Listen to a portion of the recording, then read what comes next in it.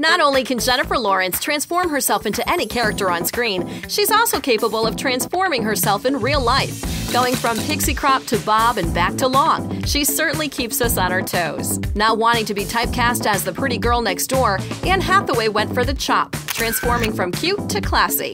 That's one way to win an Oscar. As well as a recent name change, Cheryl Fernandez Versini also changed her locks from the bigger the better to short hair, don't care. Trace chic, Cheryl. Katy Perry has had her fair share of hair transformations, but none have been as shocking as when she lopped off her locks into a daring crop for the Met Gala. Thankfully, her magnificent mane has returned to its full, deliciously dark and flowing former glory. And finally, we're used to being shocked by Miley Cyrus. In fact, it would be shocking if she wasn't shocking us. But one of her biggest shocks was when she officially killed Hannah Montana by getting scissor happy on her tousled tresses. Now that's a transformation.